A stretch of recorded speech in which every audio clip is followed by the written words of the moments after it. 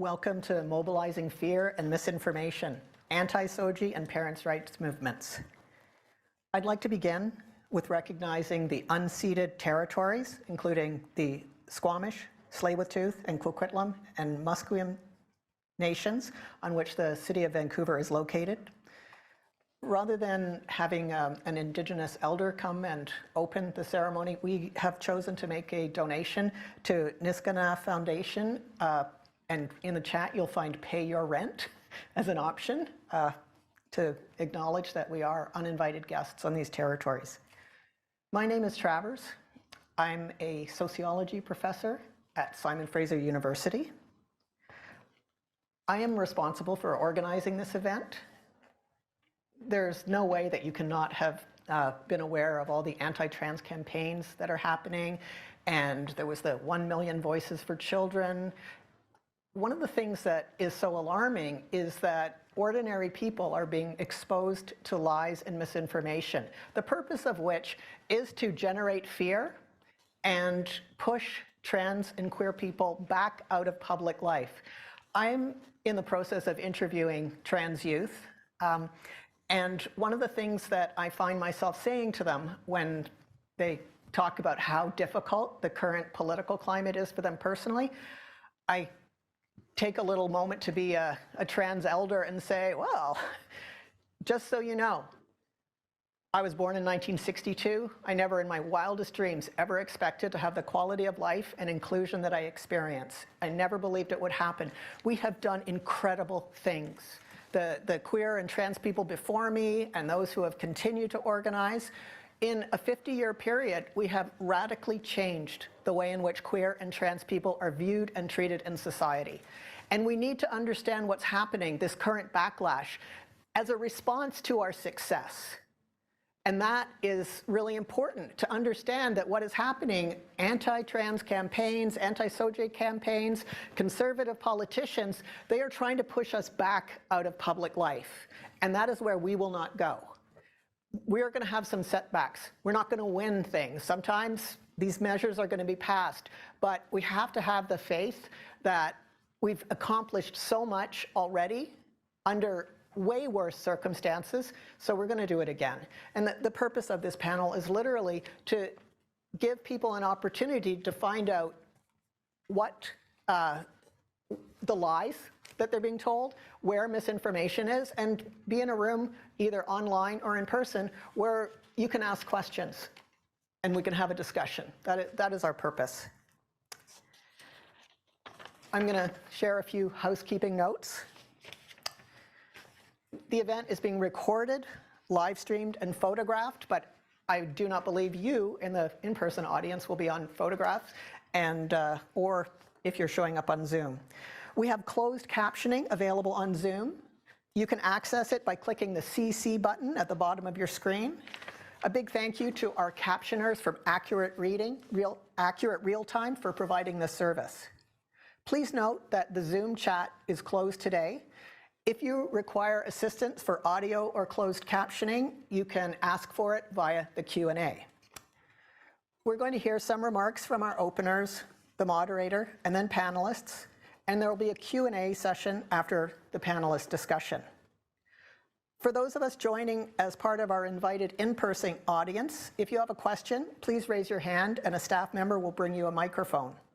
For those joining us online, please use the Zoom Q&A function at the bottom of your screen to submit questions. We're going to get to as many questions as we can. Finally, there are a few community guidelines that I will ask all of us to respect so that we can have a safe, honest, socially accountable dialogue together. Above all, there will be zero tolerance for those who promote violence or discrimination against others.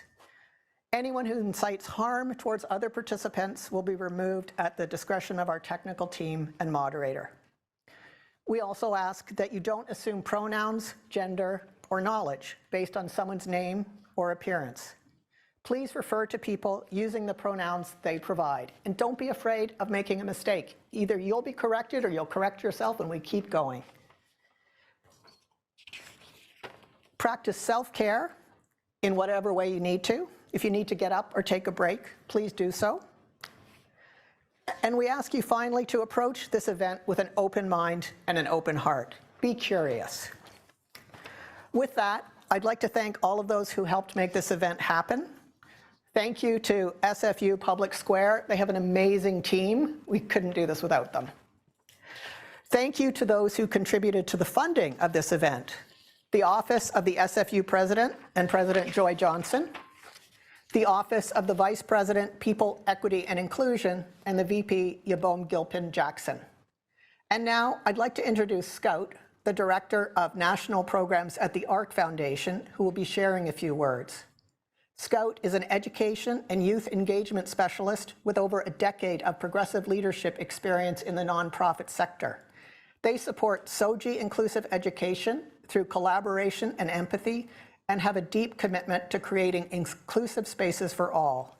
They have worked with education leaders across Canada to share, workshop, and refine best practices in supporting 2S LGBTQ+ students, staff, and families. Scout is responsible for leading SOGI 123 programs nationally for the ARC Foundation.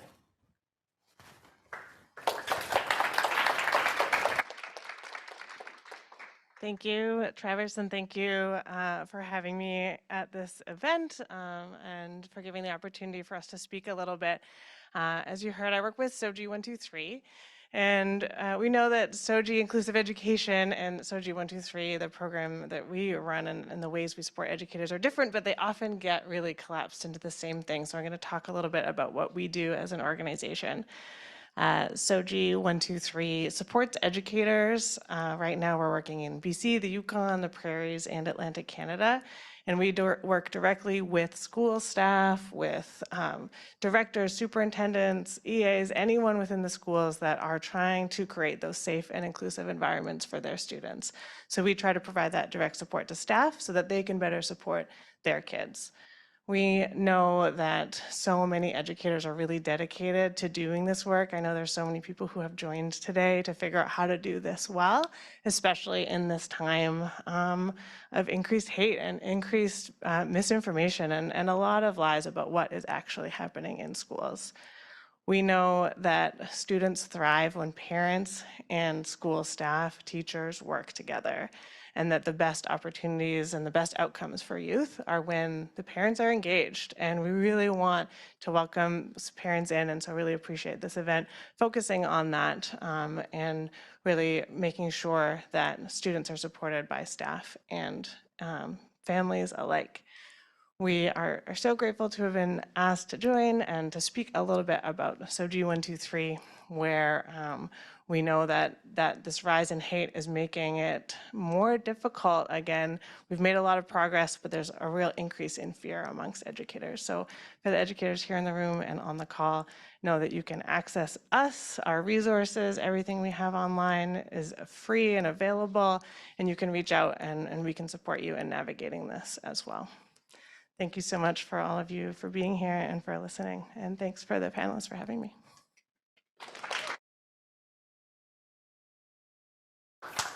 Scout, thank you so much.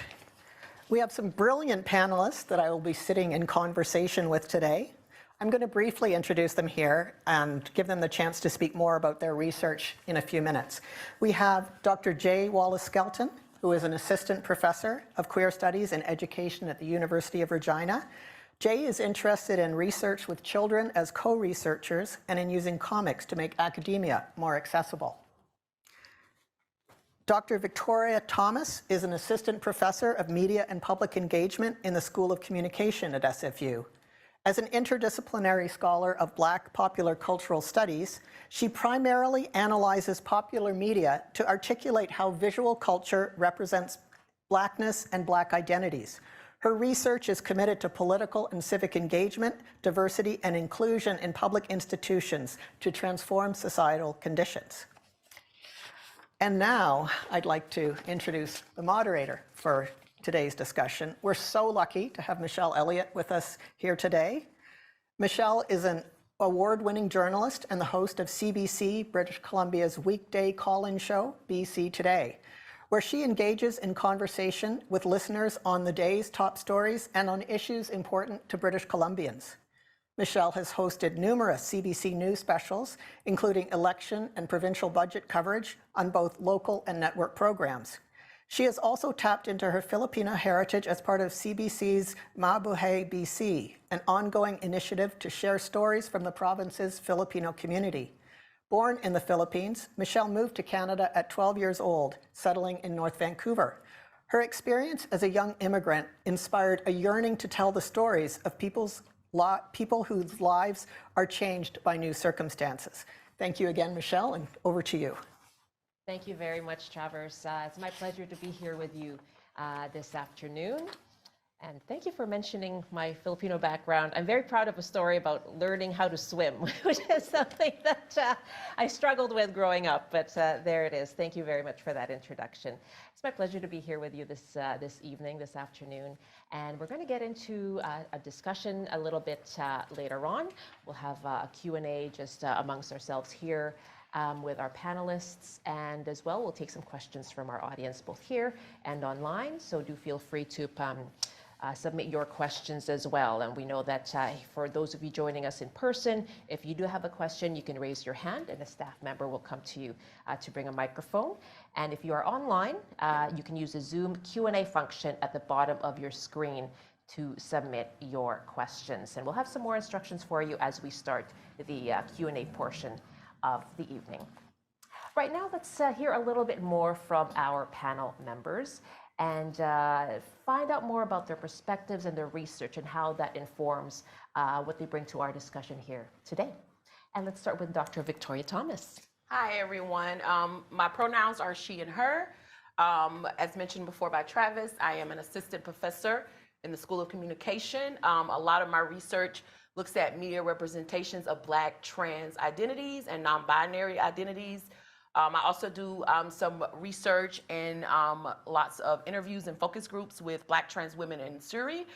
So a lot of my research focuses on thinking about the intersections of Blackness and transness and ways in which we can be better community members, in particular Black community members to our queer and trans sisters and brothers. So currently working on a project looking at hate speech as it coincides with the US election around LGBTQ people, individuals, as well as working on my first manuscript, which looks at a decade of trans inclusion in television, starting with Laverne Cox in 2013, and kind of leading us up into this particular area, which I know we're moving into an anti-diversity area, so we're seeing a lot of television shows move away from these diverse representations. So my research focuses in that. And so a lot of the things I bring to this is thinking about the ways in which the media is pushing a lot of misinformation and the ways in which we can fight back against that misinformation. Thank you so much.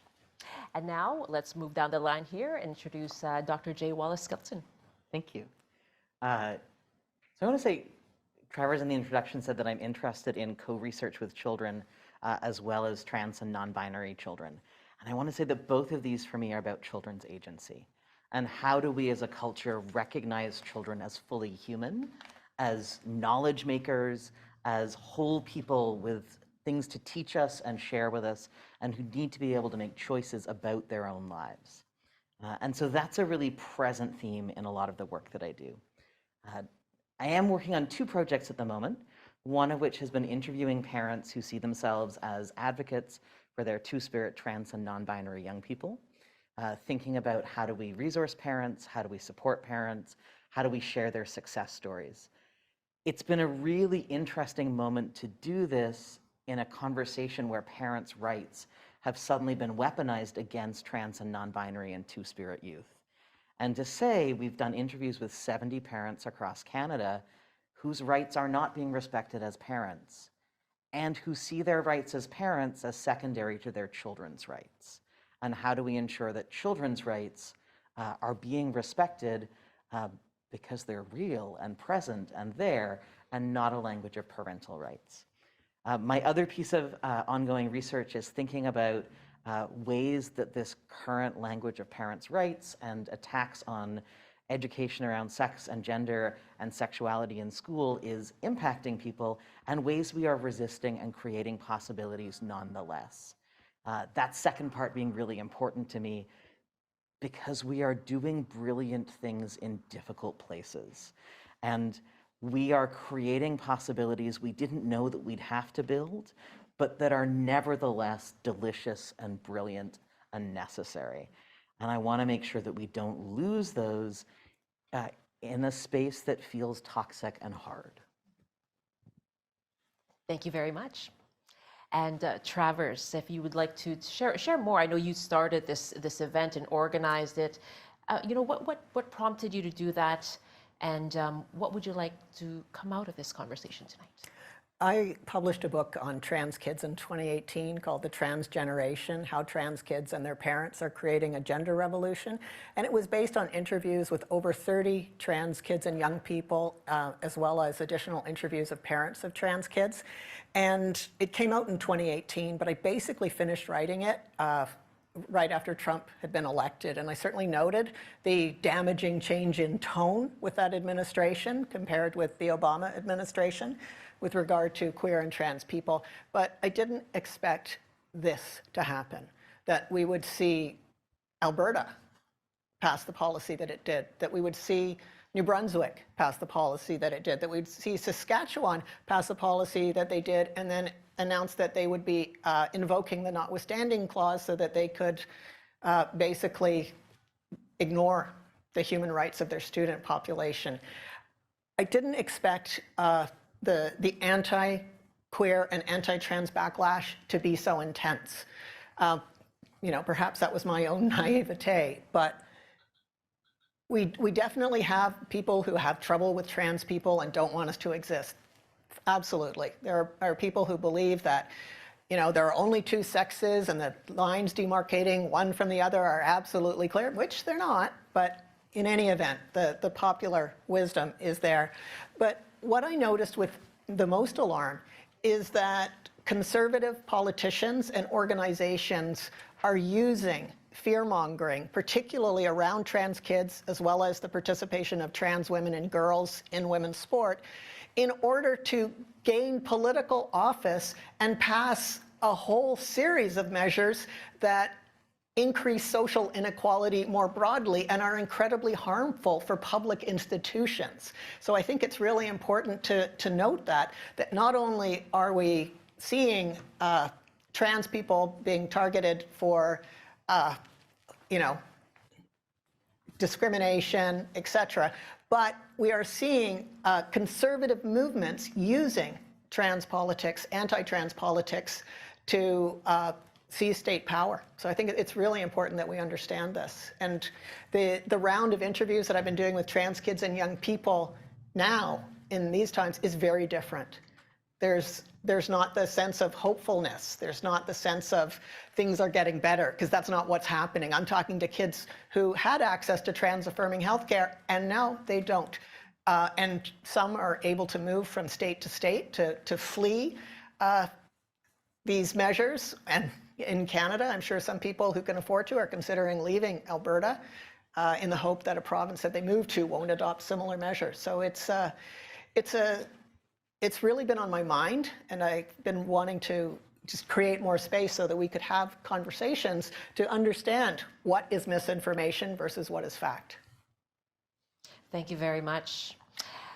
And we're going to go into a little bit of a conversation now with our panel members here. And Travers, I'm struck by what you just said, that the interviews you conducted a few years ago for your book, very different from the interviews you're conducting now.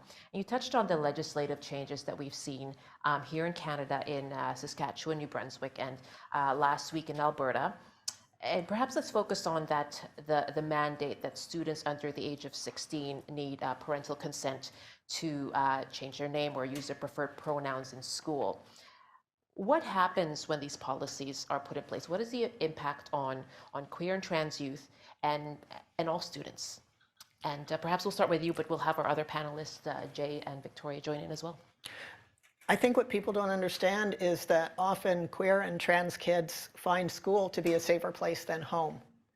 And in school, they can have their pronouns respected.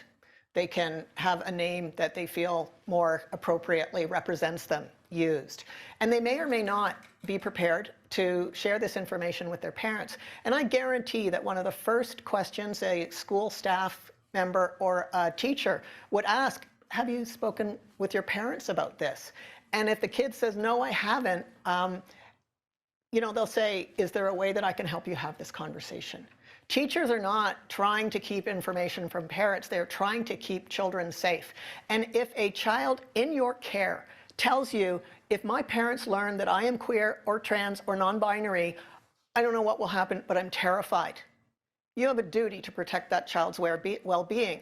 The measures that are passed in New Brunswick, in Alberta, in Saskatchewan, now require school staff to report to parents if a child in their care discloses a queer or trans identity. They require parental permission to use the appropriate pronouns, the appropriate name for the child.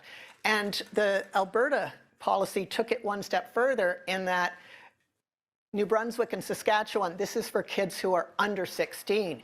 Alberta, teachers and school staff no longer need parental consent to respect a student's pronouns and name, but they are still required to inform them. And you can imagine. I know that, Danielle Smith said we have child protection policies that, are there to keep kids from being harmed by their parents. Well, it doesn't really help if the harm has already occurred. Or in some cases, I've started to also interview trans young adults, so 18 to like 25. That's a whole generation of very vulnerable trans kids. If they lose parental support, they can be homeless. Post-secondary education ideas go out the window.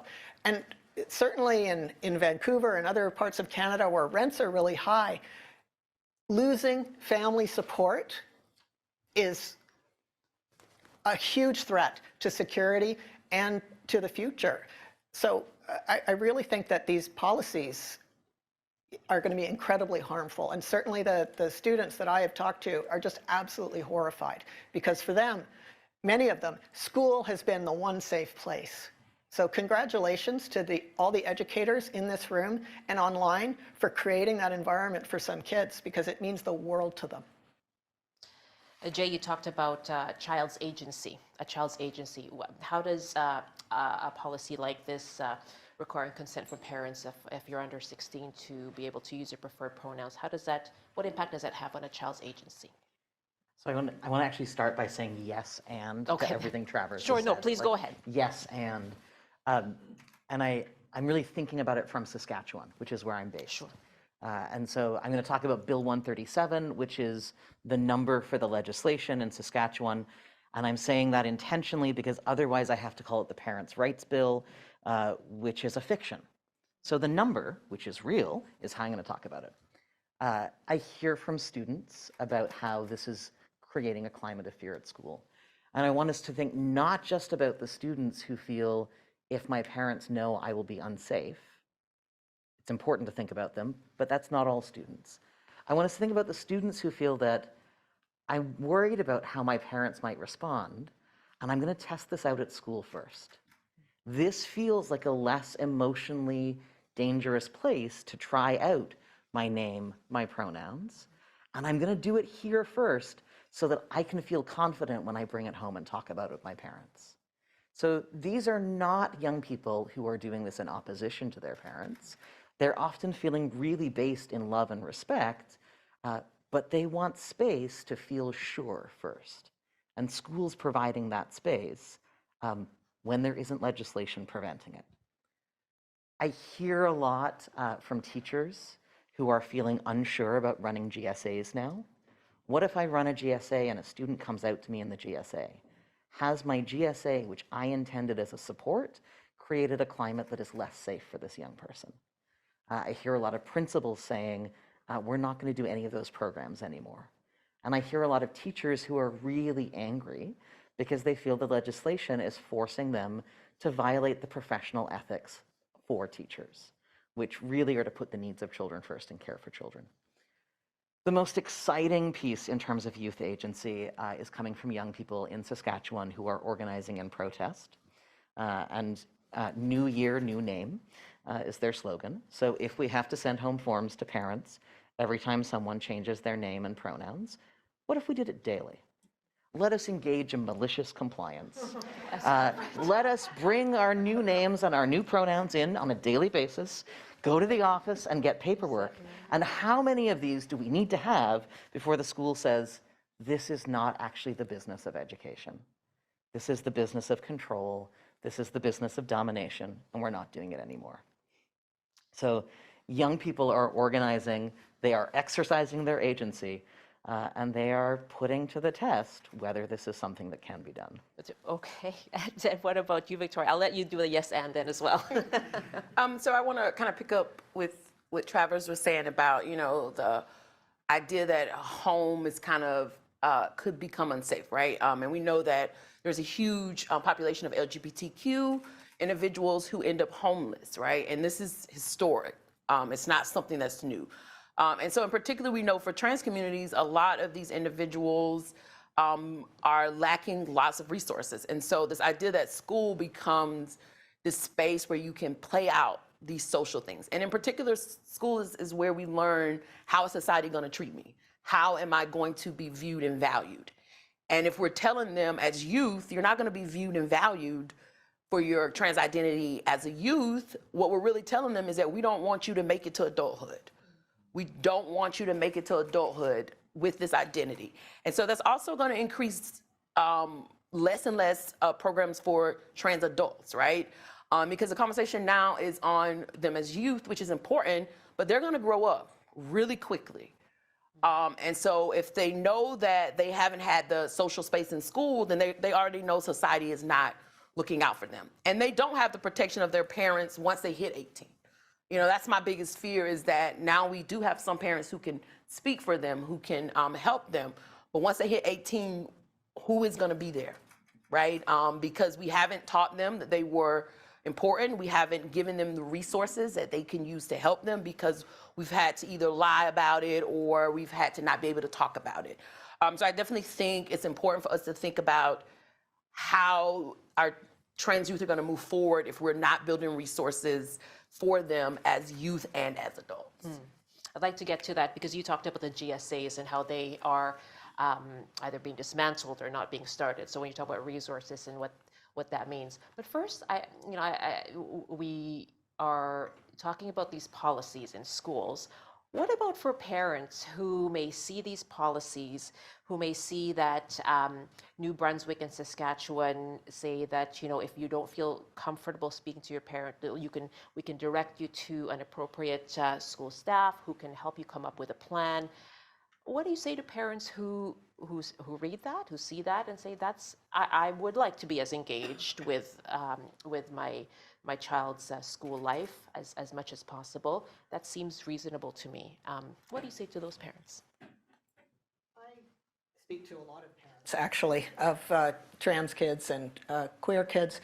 And some of them talk about how they weren't the first place. Home wasn't the first place. And others talk about being the only place where their kid could be themselves. Trans kids often live a double life. Some of them are authentic at school and hide at home because, the message is loud and clear, I am not welcome here as I am. Or home is the only place where they can be seen for the boy or girl or non-binary kid that they are. And they talk about the difficulty of moving from one space to the other and how painful it is. And it's always about not being able to be trans in all those spaces.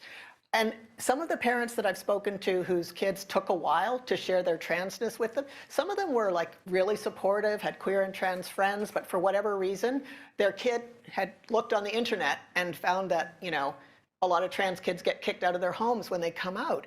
And even though their parents are incredibly supportive, they heard this misinformation, they heard this and they got frightened. But the parents, talk about that as a little bit eye-opening. I thought I was creating a really safe and supportive space for my kid.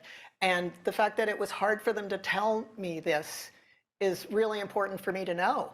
And these parents have gone on to be incredible supporters of their trans kids. They've educated their families. They've gone into schools to educate staff, etc. So, the parents that I've spoken with, the ones who didn't learn right away, they just feel lucky that their kid had the support that they did, that their kid is alive, that they can hug them, that they can feel optimistic about their future. They're grateful to the school. And you look like you want to jump in there. Jay, go ahead. I want to sort of take it from a teacher's perspective. Okay. Because I hear from teachers who are really worried about parents who might have complaints, who might feel like they're not getting enough information. And one of the things that I found really valuable in helping parents and teachers navigate this is if we can recognize that both the teacher and the parent have the child's best interest as their guiding motivation, that common ground makes it easier to listen to each other. They may have different understandings about what's in the child's best interest, but a belief that both adults or both sets of adults are there to create a caring, nurturing environment for the child is a really helpful starting place for those conversations. I also would say, and I say this as a parent and as an educator, having children is a process of letting go. I say that to myself all the time. It's a process of letting go because you're making room for children to be their own people. I have worked with 4- and 5-year-olds in schools who have genders that their parents don't want them to have. And I've seen educators make room for those in brilliant, brilliant ways. And so I think about a kindergarten graduation and the teacher showing up for the photographs and the photographer saying, I've got roses for the girls and ties for the boys. And the teacher thinking, this is not going to work well, and spinning around to the class and saying, class, there's ties and roses. What's going to make you feel most fancy? That's the kind of thing that teachers are doing to create gender-inclusive classrooms.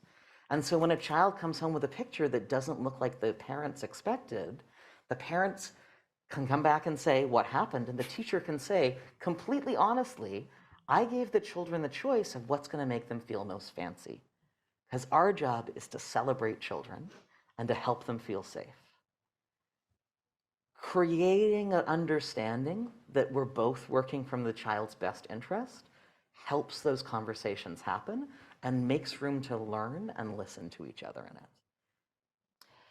it. And is there a lack of that kind of understanding between parents? You're nodding at parents and I'm nodding because I really think there is. Yeah. I think, first of all, I want to challenge who the parents are. And I think there's a perception that parents are heterosexual, that they're white, that they have a particular set of Christian values.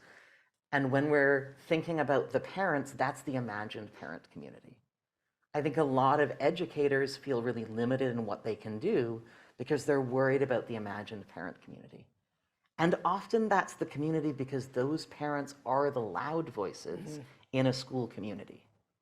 They're not the only ones, but they are the loudest ones.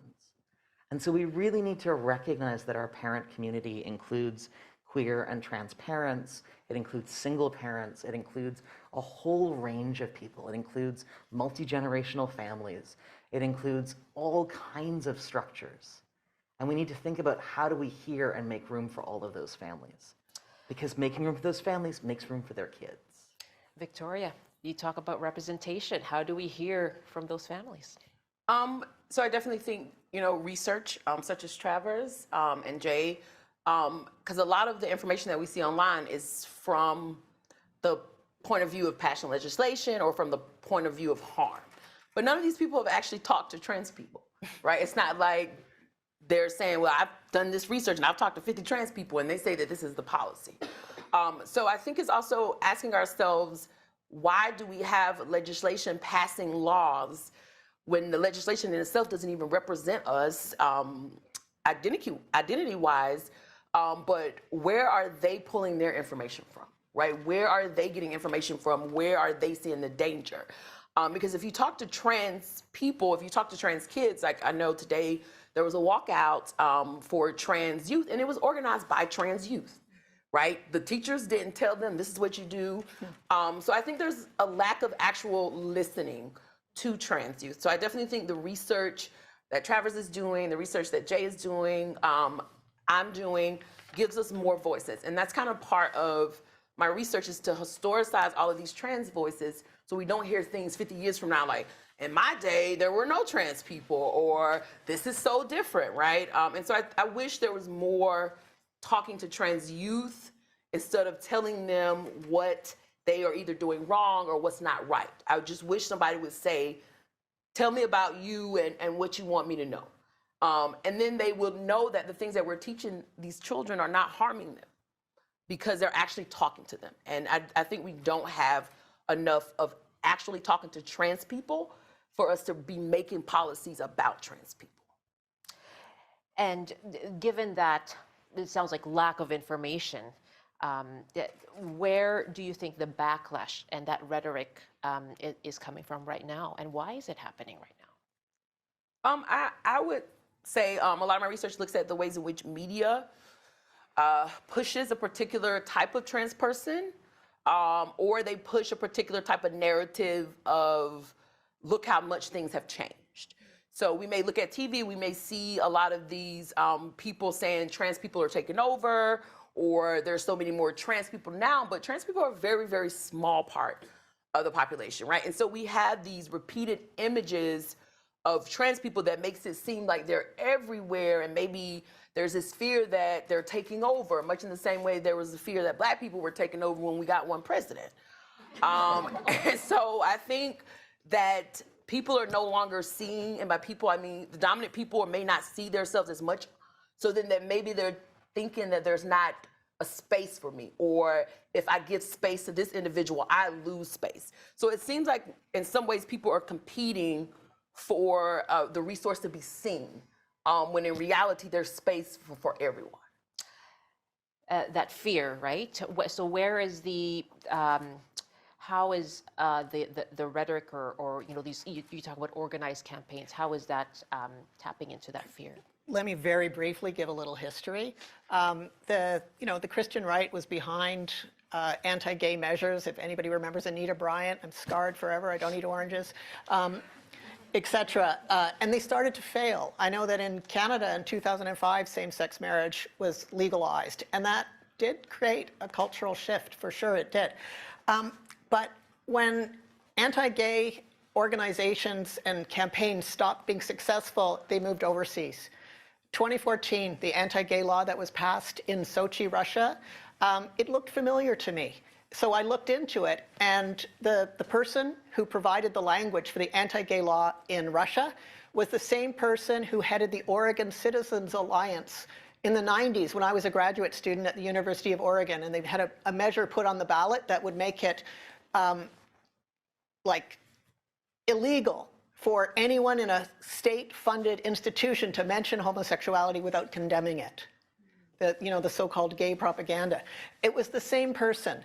And we've seen that these campaigns have been taken to various countries in Africa, other parts of the world, and they kind of perfected it. And then we see all of a sudden DeSantis in Florida, the Don't Say Gay, and we see, wow, okay. Like, this is a global phenomenon that's, associated with fascism and conservative gender politics. It's really, very, very concerning. It's supported by oligarchic news empires. So this kind of information is really happening. And one of the things I think that we need to keep in mind is that the right is out organizing us. They're really good at it. They never lose. They understand that if they lose a campaign, they keep going. And it took 50 years to repeal Roe versus Wade, and the target is now on queer and trans people. And by using this focus on children, and having people who really don't have other information going, what do you mean surgery on 7-year-olds? It's not happening. It's not happening. But, you can say it, and you can frighten people, and it's a deliberate tactic to stoke fear. Just, to push queer and trans people back out of public life, but also because of larger conservative social and economic agendas. Jay? Hi, welcome to the Saskatchewan political moment. Probably not a moment you spend a lot of time in. So here's the important thing you need to know. Currently, the government in Saskatchewan is made up of the Saskatchewan Party. Very creative name. There is a further right-wing party The Saskatchewan Party is already to the right. There's a further right-wing party called the Saskatchewan United Party. We're going to call them the SUP. So the Sask Party and the SUP. So if you are the leader of the Saskatchewan Party and you have an election coming up next October, let's just say theoretically, because that's when it's scheduled, and you are worried about your voting base leaving your right-wing party for the further right-wing party with a strikingly similar name, one of the things you can do to show that you are really right-wing enough to keep their votes is to punish trans people for existing.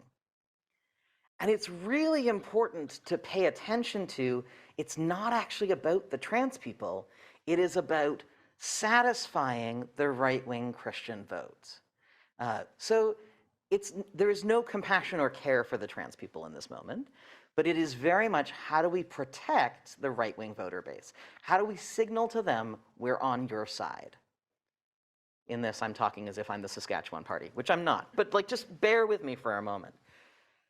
But I think it's really important we see this as what it is, which is a signaling we're going to pay attention to Christian values. And I'm going to circle back to agency for a moment. If you are a right-wing Christian, and particularly if you're a right-wing Christian man, you're probably white, and your power comes from being able to say, I know how this works. Men go out and make money, women stay home and have babies, my children will dress the way they should, and they will have more babies, and then we'll take over the school board so that we can have what we want happening in schools happen in schools. That last part really is happening at about that speed. When you say, actually, people have agency and rights and ability to define themselves and put forward who they are in the world, you're challenging that entire structure of domination, which is why they are interested in saying not possible or making it not possible. I want us to get really comfortable with challenging right-wing Christian patriarchy, right? Because it makes more possibilities for more people, and to name it what it is. I think it's also important because conservative parties are anti-immigrant, they're anti-indigenous, they're anti-women, etc. And by stoking fear among, say, new immigrant populations, for example, not only do they reinforce the racist notion that, white people are progressive and, people of color are conservative, which has no basis in reality, but they also obfuscate the fact that they actually are not going to represent the interests of those communities. And it's really important for people to understand that. Whereas, I think in terms of the communities that I work in allyship with, they're far more diverse. How then do you, politics is interwoven into all of this, but how do you, just keeping in mind what you said, the parent and the teacher. I just want to bring it back to the school. I know we have a lot of educators in our audience. How do you cross the political spectrum? How does everybody just, come to this table knowing that you have the child's best interest at heart and address those concerns wherever they may come from across that political spectrum? So I'm thinking about the classroom and that immediate moment. And I want to say the teacher's job is to create safety in the classroom for all of the students. And so it is all of the students that they are respected, that they are safe, that they feel cared for. And I want us to pay attention to those words because they are not, and that my beliefs are enforced on everyone else. And that's a really important difference. So you can have beliefs I don't agree with, and I can still respect you and make safety for you in my classroom. And that's important. We are also trying to create spaces in classrooms that recognize whoever's in the room is going to engage in a more diverse world with more people and more possibilities than are present in that classroom right now. And how do we help them be ready to make friends, connections, relationships, have employment with people who are different from all the people they've already met?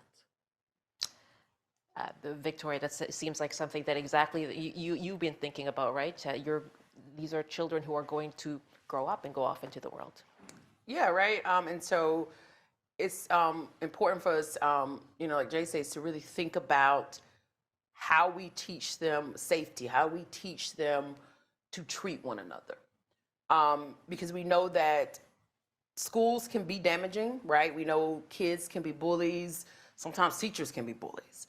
And so it's important for us to think through how are we teaching them how to treat other people as well as themselves.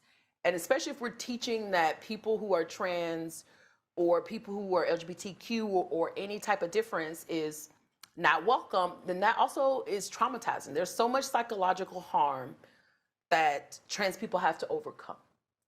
And so if we continue to push this narrative, we continue to pass these laws, we're also going to be dealing with a lot of psychological harm, a lot of trauma that's going to also interfere with how they can be in society.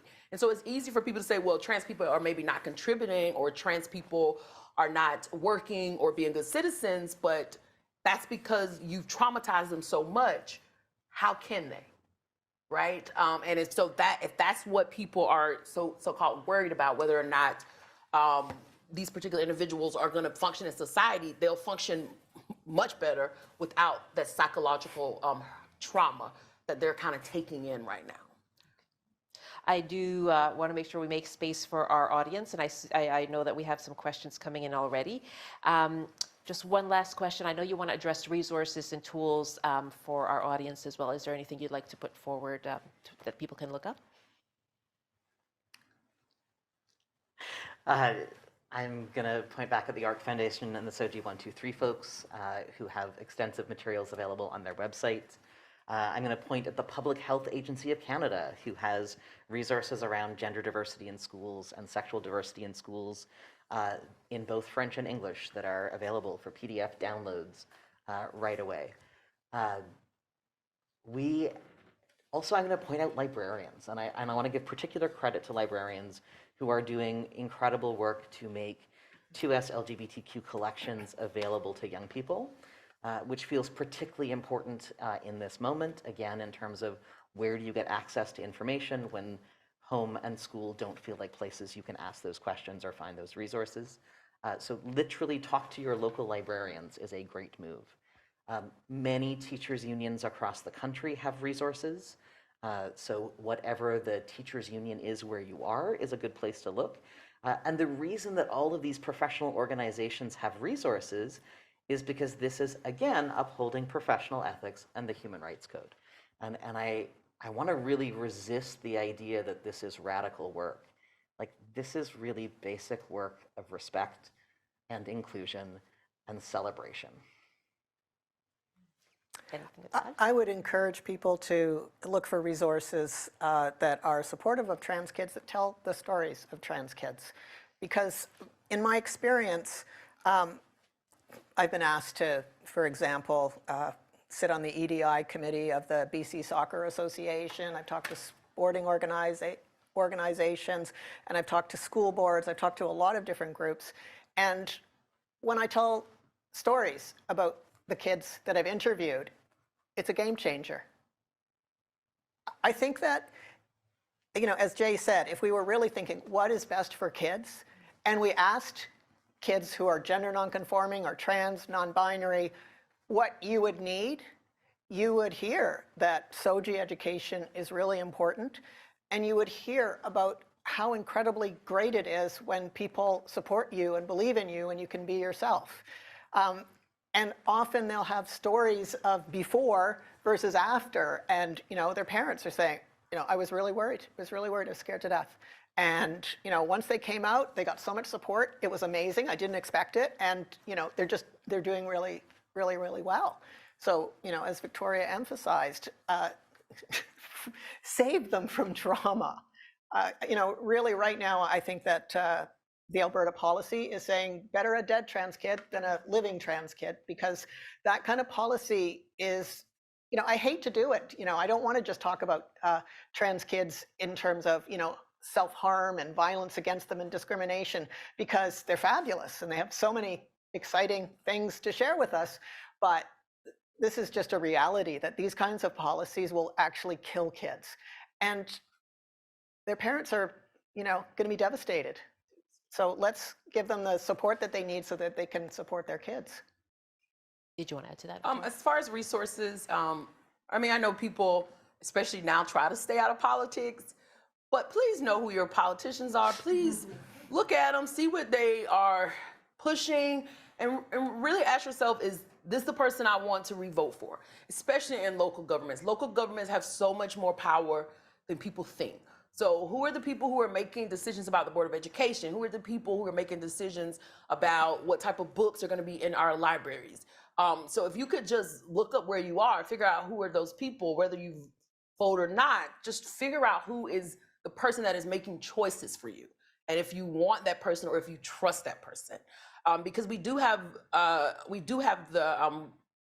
means to change it, but if we don't know who these people are, then we wake up one morning and then we have these bills passed and we're like, who is this Danielle Smith? I don't know. Let me look her up, right? And she's been there the entire time. So I think it's up to us to know who are the people who are making choices on our everyday lives. Thank you very much. And we do have some questions now, and we do have a staff member available if you'd like to raise your hand, and they will come to you with a microphone. We have some questions here in the audience. I will start with one question from online, and we do want to welcome all questions as well, and be inclusive of your curiosity. And I know that our panel members are very welcoming of where you're coming from. And I know, Jay, you wanted to say something about that as well. I really just wanted to invite people to ask the questions with the language you have. Your question doesn't need to be perfect. It doesn't need to be worded in the most inclusive way. We really want to help people do this work and debunk myths and make more things possible. So please ask your question, and we'll go from there. Okay. Yes, thank you very much. We have a hand here. I'll go to one question online, and then we can go to this question over here in the front row. But this is quite a good one as well. We're 45 minutes in. I'm not hearing the misinformation regarding SOGI or parental rights. I'm hearing mostly personal stories and opinion. What is the misinformation that is out there, and what do you say to clear it up? Well, let me touch on the misinformation about SOGI. The accusation that SOGI is turning kids queer and trans. I don't know about any other adult in this room who has interacted with children, but trying to get them to be or do something that is not really who they are is incredibly difficult. Like, I just think about my daughter in her room, for example, trying to get her to behave the way that I want to. There are always going to be queer and trans people. There have always been queer and trans people. The misinformation is that it is SOGI that is creating queer and trans kids. In reality, SOGI policies make school and society less hellish for queer and trans kids. So the decision is, how do you want queer and trans people of all ages to be treated? Not whether or not we can alter our institutional fabric to produce more or less of them. How do you clear up what is the misinformation, and what do you say to clear it up? So I actually want to say that it's not my job to spread the misinformation. I don't want to give the misinformation airtime. So I want to actually give the facts airtime. I want to say things like, you can do work around sexual orientation and gender diversity with children of all ages.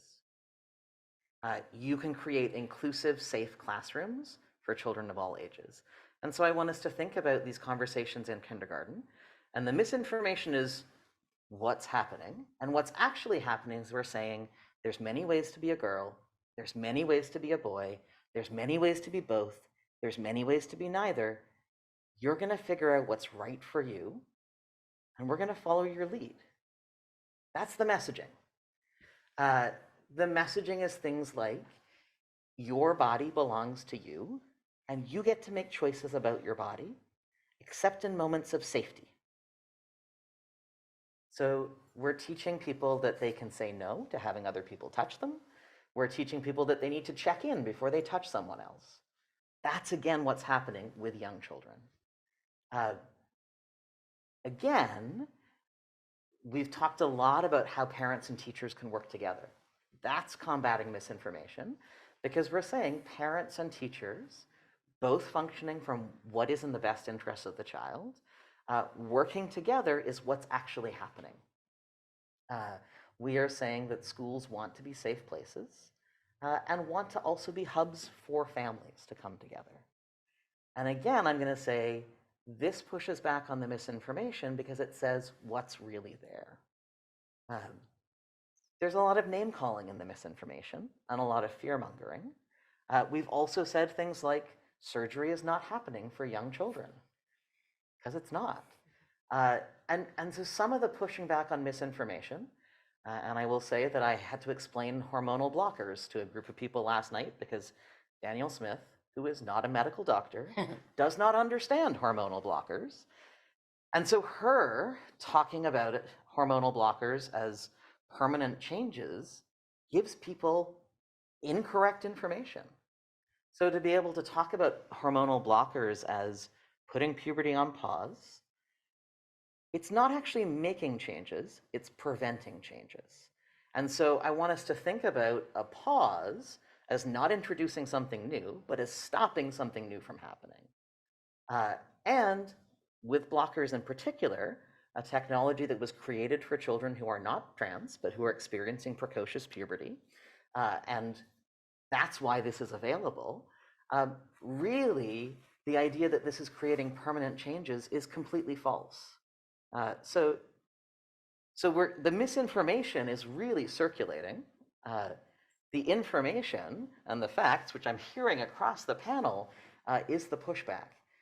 And I would also say that I think a lot of what we're hearing is research. It's not just stories, and it's not just personal opinions.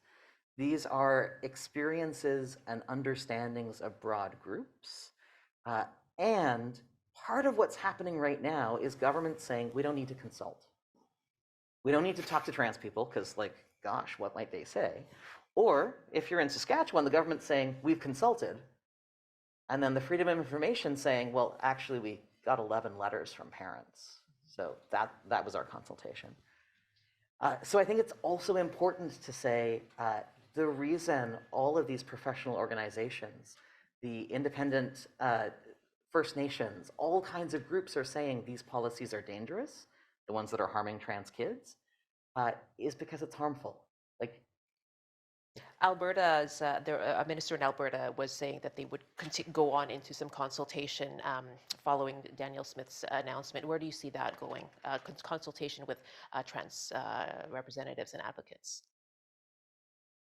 So I would love a policy cycle where we begin with consultation rather than begin with policy. So if we started with consultation, and consultation that's about what do you need, what is going to support your life, that would be excellent. And what I really wanted to think about in terms of consultation is how are we making sure the people most impacted are the ones whose voices are being heard? Victoria, any thoughts on misinformation? Yeah. So I think as far as thinking about misinformation, one thing I can say is that a policy that a teacher has to tell a parent that their kid wants to change their pronouns, that's not going to stop them from being trans. So it's like, what is really the policy for? Because the policy is not going to stop trans kids from being trans. So there's this misinformation that if a parent knows that they could in some ways prevent their kid from being who they are, right? You may camp for a couple years, right? But they're gonna do what all the other queer kids do. They're gonna pack their bags, they're gonna move to the big city.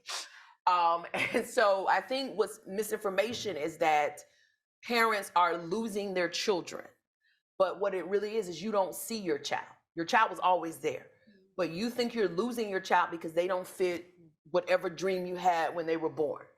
And I think all parents have to go through that, regardless if their kid is queer, regardless if their kid maybe wants to move away because they don't think America's the greatest country in the world, right? I think we all as parents have to deal with the fact that our kids are going to one day be adults.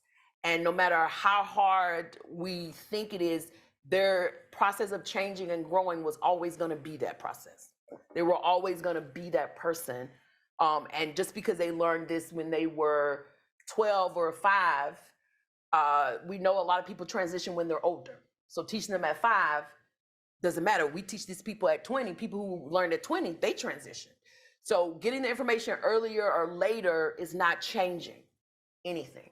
And so maybe they're afraid their kids can't handle it, but in reality, they can't handle it. So I think the misinformation is that you guys can't handle this because your kids can. Kids can handle a lot more than we think they can. They usually can't handle it if they realize their parents can't handle it. Thank you so much for your patience. And if you'd like to direct your question to a specific panelist as well, you can let us know. And the same goes for anyone on our Zoom call.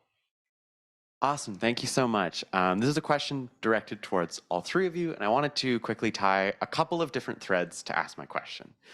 There's been a lot of discussion around, is it getting me all right? Just checking, cool, awesome.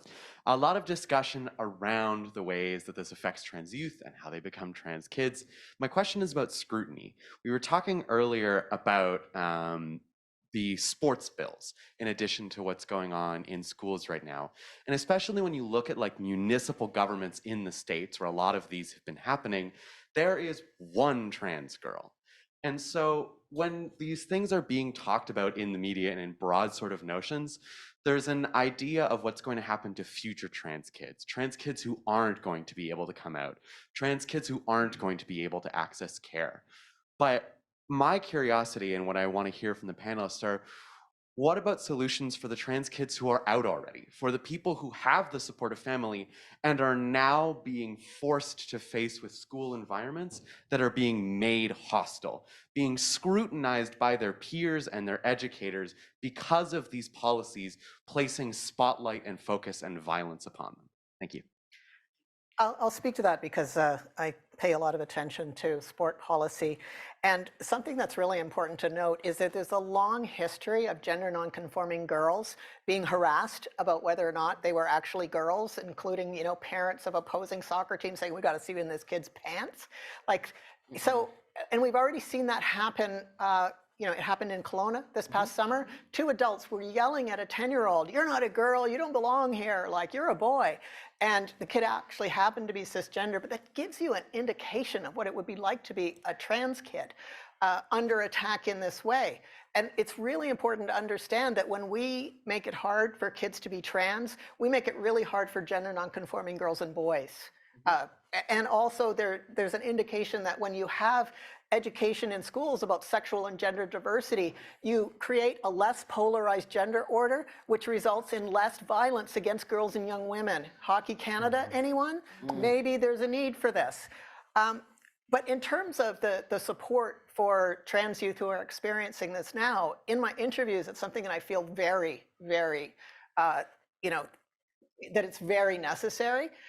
Because when I ask, I mean, there are trans kids who are activists, they're organizing, but a lot of the trans young people that I talk to, they try to pretend it's not there because it is so debilitating. They can't stand it. Like they literally, you know, and my answer to them is, it sounds like you're making really good decisions.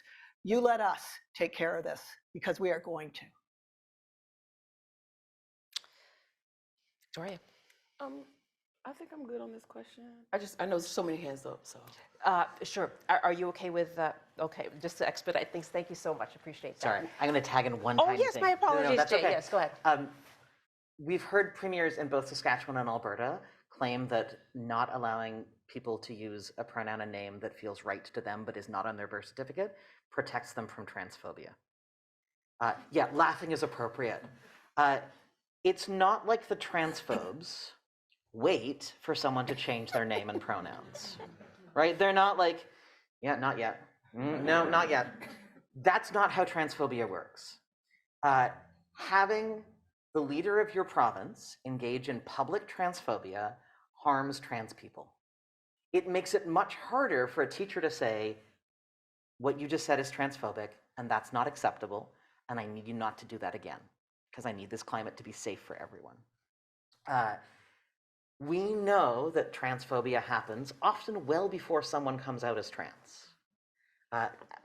Because a lot of this is about gender nonconformity, gender noncompliance, gender, I just can't be bothered.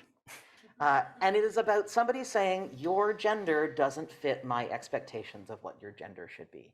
A lot of what we call homophobia is, your gender does not match my expectations of what I think your gender should be. And I want us to get really clear and really comfortable that my job is never to police somebody else's gender. My job may be to police their behavior. So when we talk about bathrooms, I'm not policing the gender of someone in a bathroom, but if their behavior is completely inappropriate, that's something I'm engaging with. And I think that that's a really helpful tool for schools. Behavior, absolutely our business. Gender, the business of the individual. And that I think can make more possibility for trans youth. I do know that you've been waiting a while. Thank you very much. Thank you for that. Okay, cool. Testing out the mic. Hi, my name is Piper. I'm a 19-year-old trans youth and one of 2 founders of No Space for Hate Abbotsford, a community-driven and organized nonprofit thing. Words, sorry, I'm really bad at speaking sometimes. You're doing great. Doing So fine. my short question here is, as community members who aren't parents or teachers, what are some things that we can do to help be able to combat this misinformation that is going around, both in the forms of being able to inform these parents who are misinformed and help combat the policies that are being enacted on our community? Piper, thank you very much. Was there a particular panelist you wanted to? Just broadly. Sure. I can start. So kind of what I said earlier about kind of knowing politicians and being an ally. I'm not trans, so a lot of times I put myself in the forefront. I put myself as the person who speaks up so they don't have to take so much of that trauma. So I definitely think if you are not trans and you have power in some ways, whether you see a parent and you are in the parent's school, speak to that parent and say, you know, I know this is a little uncomfortable for you, but this is why I don't think this is gonna work for you. And if that parent is like, F you, that's fine, you try, right? All we can do is try to mitigate some of the harm that will come at them. So I definitely think as an ally, you should always speak up, right? Even if it's something as simple as a little comment like, oh my gosh, that person doesn't look right, or something's off, or if they're snickering or they're laughing and pointing, you should say it's not okay for you to point. So I think sometimes the easiest way is for us to speak back to our neighbors, our friends who make these small comments, because those particular small comments is what creates a lot of these structural issues. So I think our everyday experiences in speaking back to people who are cis, who make comments, who even send you, if they send you Facebook posts or anything like that, just let them know these things are either wrong or not okay. And I think a lot of people don't take the chance to push back against people they know. They like to stay silent because it's easier. And I think our silence is violence. And so we have to speak up in the smallest situations so we're not marching in the biggest situations. Anybody else would like to address Piper's question? My guess is that you're probably doing some of that work already. I mean, you've founded an organization, you're talking in front of a group of people, and it really does matter that you're getting out there and trying to be heard, because trans kids and trans youth do get interviewed by the media occasionally, but you never get, like, the way in which you express yourself is sort of contained by that media. So any way that you find to get the message out, I think is really helpful, because your voices are so important. And there are a lot of parents who are on the bubble. You're not going to change the ones who are like extremely opposed to their kid being queer or trans, but there are a lot of parents who are afraid. They want their kid's life to be fabulous, and they know it's a transphobic or a homophobic world, and they're worried.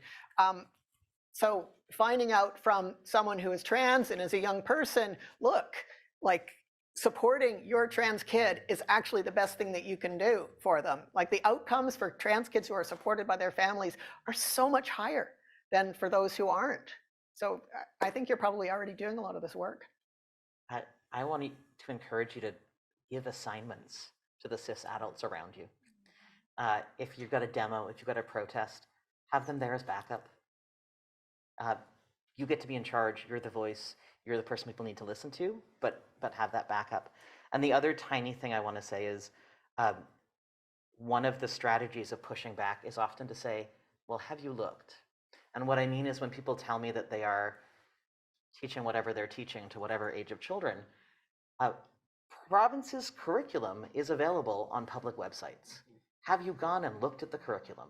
Let's look together. Nope, that's not what's happening. When people are concerned about surgeries on children, websites of hospitals that offer gender programs have their information on their publicly available websites. Look, you have to be 18 to access surgery through this hospital. Let's go look together often means someone actually goes and reads that information. And I kind of love it as a strategy because then the myth has just disappeared. Thank you very much for that. I'm going to go to an online question first, and I think we have someone waiting here, and then I'll come to you. Here is a question. Speaking of parents who are fearful, what would you say to folks who perhaps feel that they, as white heterosexual parents, are being discriminated against? I think somebody once defined privilege as the absence of injustice. So if they're experiencing their identity as not being centered and normalized, it will feel like something has been taken from them. That the positive discrimination that they grew up with as white, middle-class, heterosexual people is somehow being eroded. But if you think about everybody doing well, like what if we organize things so that everybody would do well? Then it means that the disproportionate amount of resources and status that goes to, a relatively small portion of the population is going to have to be moved a bit. People react negatively at times when you challenge their privilege, because privilege is really cool. You get to do what you want. People listen to you. You get more money. But if you realize the flip side is that, well, there's a whole portion of the population who, mostly are children living in poverty, et cetera, things are going to have to be changed. But there are people who are going to be surprised that what they take for granted is actually a privilege. So, there's an educational moment, hopefully, in there. Educational moment? I guess for me, if people feel discriminated against, the ways in which I try to teach this to my students is to ask them, is this preventing your child from having a good life? And so if I teach your child about SOGI and they decide it's not for them, they can still be heterosexual. They can still go to the dance. They can still get married. So you may feel discriminated against, but there's nothing that is stopping your child from living the life you want. But if you decide that a trans person can't be a trans person, that stops them from living the life they want. And just teaching your kid about something is not necessarily discrimination. Knowledge is not discrimination to me. I think knowledge allows your child to be more centered about who they are, right? You can teach me all these things and I can say, you know what? I think I'm more this. And so it may feel like discrimination, but I think what you're really describing is being uncomfortable because your child is not actually losing anything by learning this. And so that's kind of how I would think about that for parents who may feel discriminated against is if your child can still go out and be heterosexual, if your child can still go out and be cis, then they're not actually losing a good life. Jay, any thoughts on responding to? I think those are both brilliant answers. Yes, and I think is what you were saying earlier. Yes, thank you very much for waiting. We have a question here in the audience as well. Yeah, hi, my name's Annie O'Hanna. I'm a public school teacher in Surrey, BC. And I think we've met before, I've actually. Yes, hello, Annie. Yes. So this is maybe specific to where I am. So if you're not quite sure, then please. And you mentioned it really briefly, but I want to get into it. So we can talk about like the Christo-fascist, kind of white supremacist, patriarchal, blah, blah, blah. But what we're seeing in Surrey is something that's quite fascinating. So you have a lot of global majority folks, folks that belong to what we would consider minority religions here.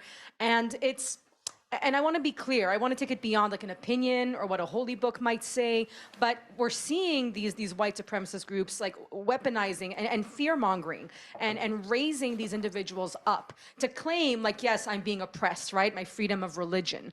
But they're taking it not just to the extent of, I don't agree with this, right? Or this is a sin in my culture, but rather like you're a groomer, you're a pedophile, like all this misinformation that, we're not going to speak by name, but is out there. So I'm wondering if you can speak more to that and how do we address that? Because that is sometimes very difficult to navigate because we're seeing, like, I think it was was it Kelowna? Anyway, somewhere where Gurdwara wanted to have the discussion and then they were not allowed to have that discussion. So we're trying. We're trying to go into those spaces, you know, and there's so many allies, but they're finding it difficult to kind of break through that reality. So yeah, just because it's not necessarily the white cis individual that is now speaking out, but I feel for them because it's weird to say this, but in their chats, you know, they have fear that, oh, make sure to bring a Canadian flag, because we don't want to get attacked. It's very fascinating to see, like, they fear the racism, Islamophobia, etc. And yet they have no problem going out, standing next to people that would never support their rights, their freedom of religion, really, when it comes down to like any real policy. So just if you could expand on that, if you happen to have knowledge on it. Well, they peddle that illusion, don't they? You stand with us against queer and trans people, and we will fold you into respectable citizenship, but that doesn't happen. And I think that work needs to be undertaken by people who are in those communities. I've certainly, I've been involved at SFU in gathering a group of faculty who speak multiple languages, who are concerned about the way in which their communities are being exploited for this purpose. But it's really important work, and I think that what we have to keep in mind is that there's a racist notion that white people are more progressive, and that it's really easy to sort of foment racist attitudes among LGBT movements towards immigrant communities, etc., communities of color, in which case we are being divided and conquered. So on our end, we need to incorporate an anti-Indigenous and anti-colonial way of doing things and awareness, and we have to support people who are working within those communities, because there are queer and trans people in every community, and there are also people who support them in every community. So I think that it's just important to keep that in mind and not fall into the, that's the reason, because, pretty much it's white Christians who are driving anti-LGBT campaigns. I found it really important to connect people with resources from their community. So the PDF from the States, I'm Muslim and I might not be straight, which is full of the voices of young Muslims about not being straight. There was a letter put out by a number of Muslim leaders in September sharing their letter. I think it's really important people hear voices from their communities in support, and I think it helps people know they can be supportive. I also feel a great discomfort with ways things get polarized and the sort of notion as to who's homophobic, and want to really echo the we need to be aware of how racism gets weaponized in that, and be very cautious around that. I will also say that one of the tools I've used in classrooms is the Human Rights Code. And so when a parent comes in and says, I'm really concerned that you're teaching my kids about gayness, to be able to say, here's the Human Rights Code, and here's all the protected grounds, and my job as an educator is to talk about all of the protected grounds. You're talking about the bit I'm doing about here, about this, and to be able to say, here's what I'm doing in support of the other grounds. To be able to say to a parent, which grounds are important to you? How can we get you in the classroom supporting the work around grounds that are important to you? And when parents see this as part of a larger package, they're often much more supportive. And when parents feel invited into the broader work, it's really hard to be in opposition. And I really want to create those moments for collaboration. Did you want to add to that, Victoria? Thank you very much, Annie, for that question. And yes, go ahead. Thanks so much for waiting. Thank you so much. Jay, this one's for you. So on the topic of misinformation, Alberta announced in a very convincing video policies that were upcoming as though they were in effect right away. Knowing that there's a runway between now, we later found out that they're not really coming out until later in the summer, or kind of probably towards the start of the school year. Knowing what you've learned from your experience in Saskatchewan, what advice do you have for people in Alberta thinking about educators, healthcare workers, students, families, or how to combat now this kind of more widespread misinformation around these policies being enacted right away when that's actually not the case? So, so I want to say we create the climate of toxicity before the policy happens. And to be aware that the impact of these statements goes further than whatever the statements are. We had an incredible moment in Saskatchewan last August and September as all kinds of people wrote letters about why this was terrible. Alberta, this is a great moment to get the people writing letters to commit to action. Is their action going to be money to people already doing the work? Is it going to be legal support? Is it like, what is your action going to be? And supportive letters are great as a starting point.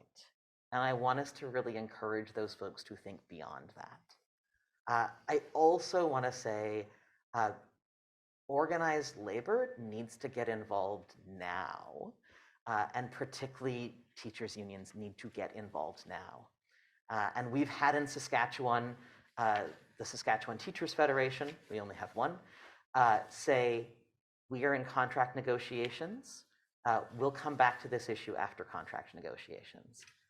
And I want to say, when we think about justice and equity and civil rights, any statement that begins with, we're going to solve this for this people now and circle back for you later, is a lie. Yeah, they're not coming back. They're not coming back. No, they are not coming back. We have to do all the work now together. Because they're not coming back.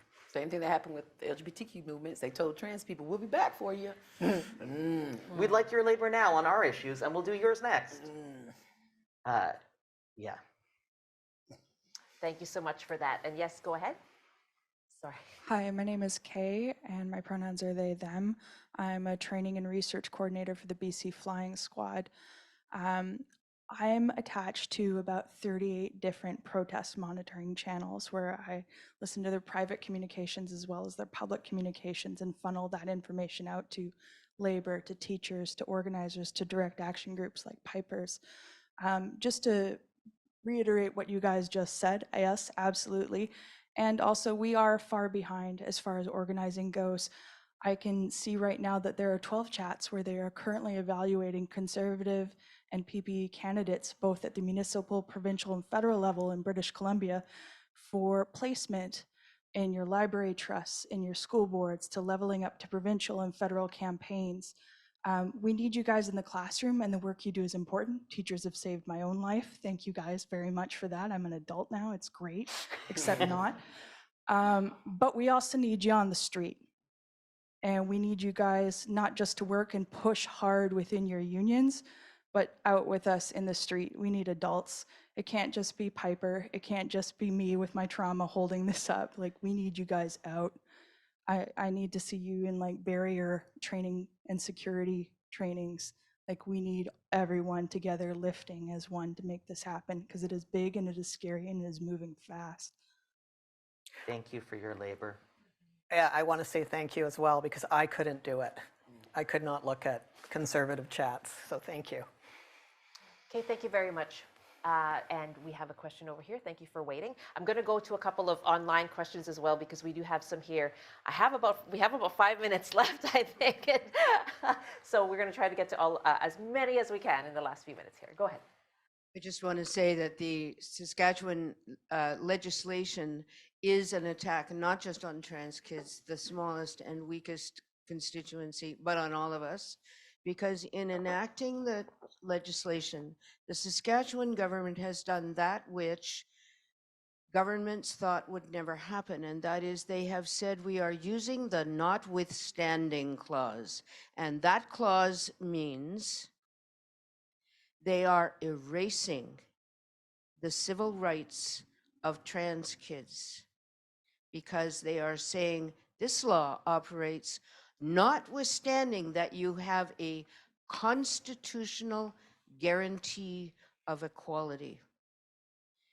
Once the use of the notwithstanding clause becomes accepted, all of our equality rights will be gone in a generation.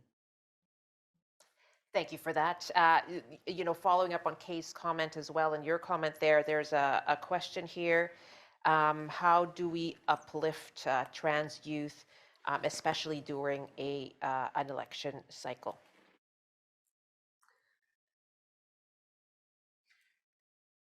Victoria, you made a really strong point about knowing who is running. And I was just thinking, Patty, what's the percentage of votes for school board elections? What's the percentage of people who vote?